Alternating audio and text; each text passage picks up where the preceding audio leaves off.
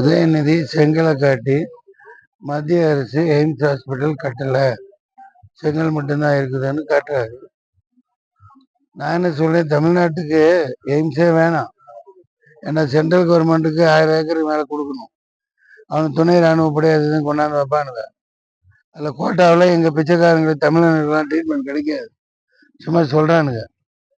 அதுக்கு மருத்துவமனை அவசியம் இல்லாத தமிழ்நாட்டை வச்சுட்டு போ. மருத்துவமனை எதுக்கு? எங்கப்பா பாய், மருத்துவமனை இருக்கிற மருத்துவமனையிலே போதும். நீ சாராயம் போதைப் பொருள் டோட்டலா இல்லாம இருந்தா சந்தோஷமா இருக்க போறாங்க. அந்த பக்கம் காலில் போய் விழுந்து பதவி வாங்கினாராமா, அதை வந்து ஒரு போட்டோவை காட்டி எடப்பாடி பழனிசாமியோடைய போட்டோவை காட்டி அவர் இந்த மாதிரி ஒரு பிரச்சாரம் மேற்கொண்டு வராரு. அவர் என்ன பண்றாருன்னா, இவர் வந்து செங்கலை காட்டி இந்த மாதிரி பிரச்சாரம் மேற்கொண்டு வராருன்ற மாதிரி இவங்க 2 பேர் மாறி மாறி இந்த போட்டோங்களை காட்டி அந்த நேரத்துல காலில் விழுந்தாவது காரிக்க முடியுமாங்க இல்லையா? அந்த மாதிரி அவர் காலில் விழுந்து முதல்வர் ஆயிருக்காரு. முதல்வராகி போராடி இருந்தாரு. அம்மாவை காப்பாத்தி இருக்கலாம்.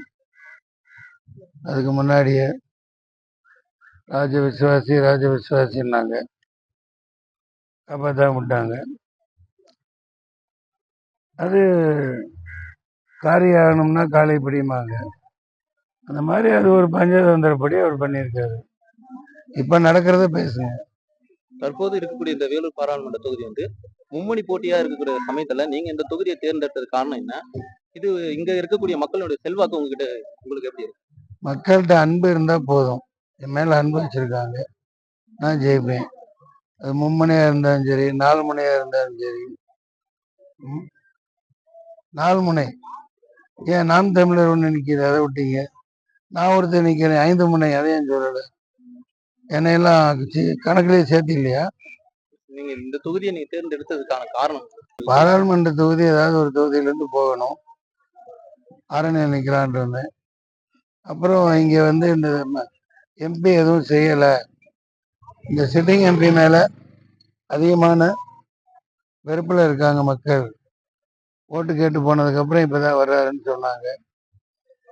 அப்புறம் சரி, பக்கமா இருக்கு, மலைகள் நிறைய இருக்கு, அது பசுமையாக்கலாம், தண்ணி உருவாக்கலாம், வேலை வாய்ப்பு உருவாக்கலாம். இது ஒரு காம்பேக்டான எனக்கு ஒரு சீர்திருத்தம் செய்யக்கூடிய, எனக்கு பக்கமாகவும் இருக்கு. இங்கே வந்து இருந்துக்கலாம், பசுமையை உண்டாக்கி. மலைகள் எனக்கு ரொம்ப பிடிக்கும், அதுக்காக கொடைக்கானல் ஊட்டியிலே போய் இருக்க முடியாது. இதையே அந்த மாதிரி மாற்றலாங்கிற ஒரு பாசிட்டிவான நோக்கம். கண்டிப்பாக செய்ய முடியும்.